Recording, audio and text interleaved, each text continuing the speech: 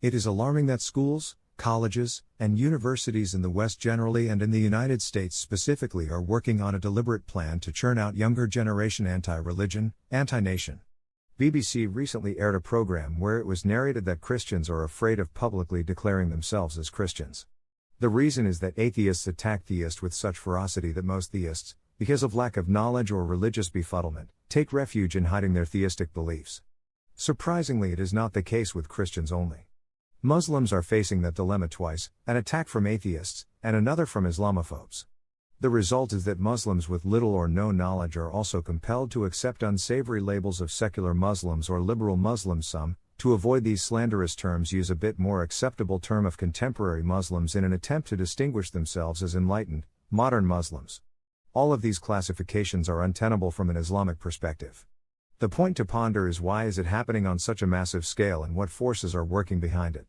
Church, no doubt, has miserably failed to keep the churchgoers and attract the new adherents. There could be several reasons for it, but few obvious ones are commoditization of religion, commercialization of church activities, misappropriation or non-religious use of contributions. Mosques, on the other hand, are generally manned by illiterate, with little or no religious knowledge imams, who in many cases can't even read or speak English.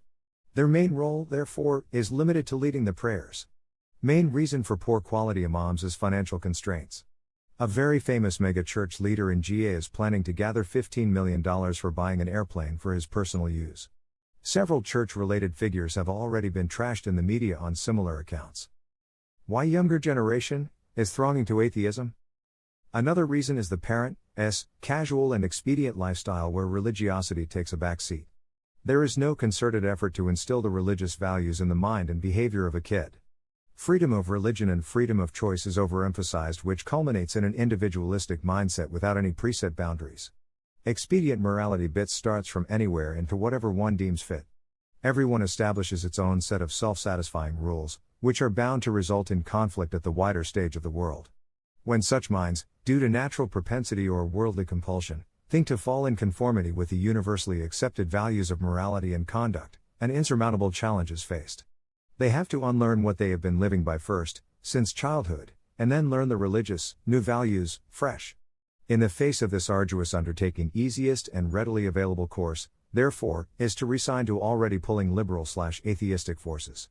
Hence another fine mind is lost to the abyss of atheism forever. Our ambivalent or explicit approval of activities condemned in scriptures is another reason for this pandemic. Today any important personality has to think 100 times, before resorting to God in public discourse, whereas coming out of the closet waving a flag of modern liberalism has become a matter of pride. The result is that most media outlets would flatly refuse to carry any opinion against gays and lesbians. Religions or religious figures, however, could be ridiculed and desecrated with perfect impunity in the name of freedom of expression. Absolutely inapplicable to any opinion against gays and lesbians, on several TV channels, it is a fait accompli to replace the word God with extraterrestrials or some other synonym. On History Channel on May 1, 2015 2 p.m. show, it was said that Moses went to the mountains not to meet God but extraterrestrials. We, therefore, have to reverse this situation with serious, all-out efforts if we have to save this nation and country from disillusionment and ideological demise.